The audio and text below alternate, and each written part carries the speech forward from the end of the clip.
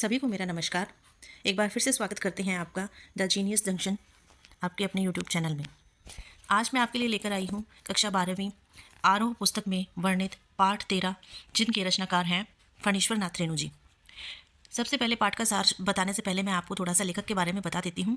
इनका जन्म 4 मार्च 1921 आरोही हिंगना, जो कि बिहार में है, वहाँ हुआ था। इनकी प्रमुख रचनाएं हैं मैला आंचल, पढ़ती परिकथा, दीर्घतपा, जुलूस, कितने चौराहे, ठुमरी, अग्नि खोर, आदिम, रात्रि की महक, एक श्रावणी दोपहरी की धूप, ऋणजल धनजल, वन तुलसी की गंध, श्रुत अश्रुत, पूर्व, नेपाली क्रांति कथा तथा रेणु रचनावली। इनका निधन 11 अप्रैल 1977 को पटना में हुआ था।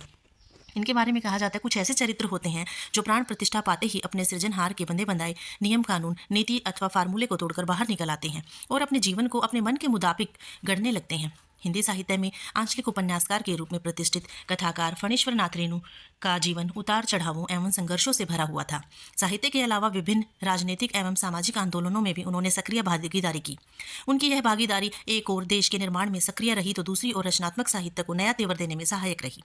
सन 1954 में उनका बहुचर्चित आंचलिक उपन्यास मैला आंचल प्रकाशित हुआ, जिसने हिंदी साहित्य को एक नई दिशा प्रदान की।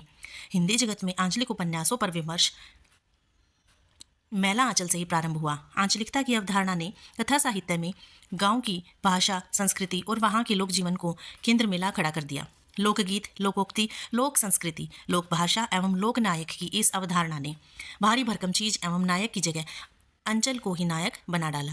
उनकी रचनाओं में अंचल कच्चे और अनघट रूप में ही आते हैं, इसलिए उनका यह अंचल एक तरफ शस्य शामिल है तो दूसरी तरफ धूल भरा और मैला भी। स्वतंत्रता के बाद भारत में जब सारा विकास शहर केंद्रित होता जा रहा था, ऐसे में रेणु ने अपनी रचनाओं से अंचल की समस्याओं की ओर भी लोगों का ध्यान खींचा। गाँव में जो लोग समस्याएं झेल रहे थे उनकी तरफ ध्यान आकर्षित किया पाठक वर्ग का फणीश्वर नाथ रेणु ने अपनी रचनाओं के जरिए। उनकी रचनाएं इस अवधारणा को भी पुष्ट करती हैं कि भाषा की सार्थकता बोली के सहचर्या में ही है। उसने बोली का भी उन्होंने उसमें ध्यान रखा।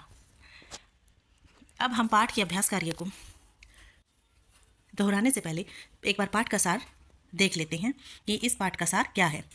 मैं आपको बता दूं कि पहलवान की ढोलक जो पाठ है वो फणीश्वर नाथ रेणु द्वारा लिखित एक लोकप्रिय कहानी है जो ग्रामीण समाज की सांस्कृतिक परंपराओं, लोक कला और इंसानी भावनाओं को खूबसूरती से दर्शाती है। आइए इसके बारे में थोड़ा सा और जान लेते हैं। यह कहानी एक ऐसे पहलवान के इर्द गिर्द घूमती है जो न केवल अपनी शारीरिक ताकत के लिए जाना जाता है, बल्कि उसकी ढोलक बजाने की कला भी लोगों को मंत्रमुग्ध कर देती है। गांव के मेले और आयोजनों में जब वह ढोलक बजता है तो लोग उसके संगीत में खो जाते हैं। पहलवान की ढोलक उसकी आत्मा की तरह है। वह अपनी भावनाओं, संघर्षों और खुशी को ढोलक के सुरों में व्यक्त करता है। कहानी में पहलवान की ढोलक एक वाद्य यंत्र नहीं बल्कि उसकी पूरी जिंदगी की पहचान बन जाती है। समय के साथ साथ पहलवान बूढ़ा होता जाता है और उसकी ताकत घटने लगती है, लेकिन ढोलक बजाने की कला का जज्बा कम नहीं होता। कहानी के अंत में जब वह ढोलक टूट जाती है तो ऐसा लगता है जैसे पहलवान की आत्मा भी टूट गई हो। ठीक है, अब हमें लगता है कि जैसे पहलवान समय के साथ साथ बूढ़ा हो गया है, उसकी ताकत कम होने लगी है, तो उसकी ढोलक बजाने की क्षमता भी कम हो गई है और ढोलक के टूट जाने के साथ ही पहलवान की जिंदगी भी मानो थम सी गई है। अब कहानी में लेखक क्या संदेश देना चाहता है? रेणु जी ने इस कहानी के माध्यम से यह दिखाया है कि कलाकार का जीवन उसके कला से कितने गहराई से जुड़ा होता है। साथ ही यह ग्रामीण जीवन की मासूमियत, लोक संस्कृति और समय के साथ बदलाव की पीड़ा को भी उजागर करती है। इस तरह हमने देखा कि लेखक ने कितनी खूबसूरती से पहलवान की कला का वर्णन अपनी इस कहानी में किया है। अब हम इस पाठ का अभ्यास कार्य करेंगे। पहला प्रश्न है, कुश्ती के समय ढोल की आवाज़ और लुट्टन के दांव पेंच में क्या तालमेल था? पाठ में आए ध्वन्यात्मक शब्द और ढोलक की आवाज़ आपके मन में कैसी ध्वनि पैदा करते हैं, उन्हें शब्द दीजिए। देखिए, यहाँ लेखक ने ध्वनि और लय के तालमेल को दर्शाया है। ठीक है, सबसे पहले तो यही लिखेंगे, उसके बाद लिखेंगे कुश्ती में जोश और शक्ति होती है। उसी की तरह लुट्टन की चै चै पै पै की ध्वनि भी ऊर्जा और निरंतरता का प्रतीक हमें नजर आती है। लेखक पाठक की कल्पना को जागृत करने के लिए इन ध्वनियों को एक साथ जोड़ देता है। तो यही हमने अपने उत्तर में लिखना है कि यहाँ लेखक ने ध्वनि और लय के तालमेल को दर्शाया है कि कुश्ती में जोश और शक्ति होती है, वैसे ही उन्होंने लुट्टन के दांव पेंच को और उनकी ध्वनि की ऊर्जा को निरंतरता का प्रतीक प्रस्तुत करते हुए पाठ की कल्पना को जागृत करने के लिए इन ध्वनियों को एक साथ प्रस्तुत किया है, एक साथ जोड़ा है। प्रश्न 2 है, कहानी के किस किस मोड़ पर लुट्टन के जीवन में क्या क्या परिवर्तन आए हैं? यह पाठ के कथानक की घटनाओं को समझने पर आधारित है।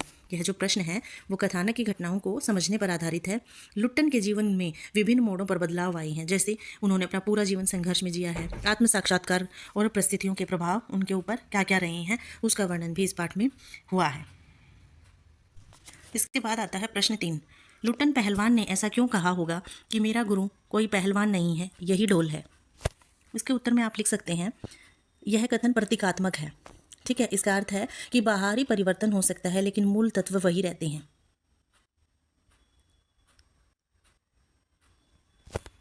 ठीक है, तो लुट्टन ने ऐसा क्यों कहा होगा कि मेरा जो गुरु है वो कोई पहलवान नहीं है, यह ढोल है, क्योंकि उन्होंने गुरु की शिक्षा हम बचपन से ग्रहण करते हैं, तो उन्होंने भी अपना संपूर्ण जीवन उस ढोलक के साथ बिताया है और उसी को उसने अपना गुरु माना है। उसको ढोलक की आवाज़ से ऊर्जा प्राप्त होती है, जैसे एक पहलवान को उसका गुरु मोटिवेट करता है। जब वो कुश्ती लड़ने के लिए अखाड़े में उतरता है तो उसका गुरु ही उसको मोटिवेट करता है, तो वही मोटिवेशन उसको उस ढोलक की आवाज़ से मिलती थी। इसलिए लुट्टन ने कहा है कि मेरा गुरु कोई पहलवान नहीं है, यह ढोल ही है।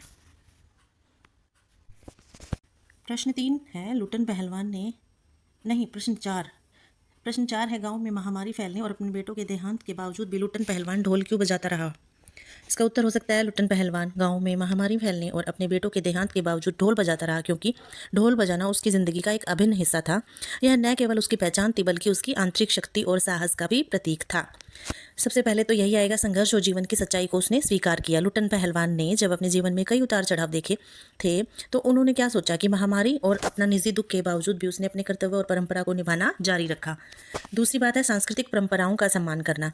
उसके लिए ढोल केवल एक वाद्य यंत्र नहीं था बल्कि उसकी संस्कृति और परंपरा तथा सामूहिक चेतना का प्रतीक भी था। वह चाहता था कि गाँव वाले अपनी हिम्मत बनाए रखें और आगे बढ़ें। दुख में भी आत्मबल बनाए रखना तीसरा कारण हो सकता है। दुख में भी उसने आत्मबल बनाए रखने के लिए महामारी और अपने बेटों की मृत्यु के दुख से टूटने की बजाय उसने अपनी जिम्मेदारियों को निभाने का निर्णय लिया। यह दिखता है कि इंसान को जीवन में आने वाली विपरीत परिस्थितियों के सामने झुकना नहीं चाहिए। ठीक है, समाज को प्रेरित करने के लिए उन्होंने ऐसा प्रयास किया। लुट्टन पहलवान ढोल बजाकर गाँव वालों को संदेश दे रहा था कि जीवन में चाहे कितनी भी मुश्किलें आ जाएं, अपना हौसला हमें बनाकर रखना चाहिए। अगला प्रश्न है, ढोलक की आवाज़ का पूरे गांव पर क्या असर होता था। इसका उत्तर हो सकता है जोश और ऊर्जा का संचार। ढोलक की आवाज़ सुनकर पूरे गांव में उत्साह भर जाता था, जिसे सुनकर लोग उमंग और जोश से भर जाते थे, खासकर पारंपरिक खेलों और आयोजनों के दौरान। ठीक है, दूसरा इसका पॉइंट हो सकता है सामूहिकता और एकता। जब ढोलक बजती थी तो पूरा गांव एक साथ खड़ा हो जाता था और यह सामूहिक भावना और एकता का प्रतीक बन जाता था, जिससे लोगों में मेलजोल बढ़ता था। थर्ड पे आ सकता है संस्कृति और परंपरा की पहचान। गांव की सांस्कृतिक परंपराओं से जुड़ी हुई इस ध्वनि को सुनकर लोगों को अपनी जड़ों और विरासत की याद आ जाती थी। यह एक तरह से उनकी सांस्कृतिक पहचान को मजबूत करता था। फोर्थ पे आप लिख सकते हैं आनंद और मनोरंजन का स्रोत। ढोलक की धुनें लोगों के मनोरंजन का भी माध्यम थी। मेले, उत्सव, कुश्ती जैसे आयोजनों में भी इसकी ध्वनि माहौल को और भी जीवंत बना देती थी। फिफ्थ है भावनात्मक और मानसिक प्रभाव। ढोलक की आवाज़ केवल शारीरिक ऊर्जा ही नहीं बल्कि मानसिक और भावनात्मक संबल भी देती थी। दुखी व्यक्ति भी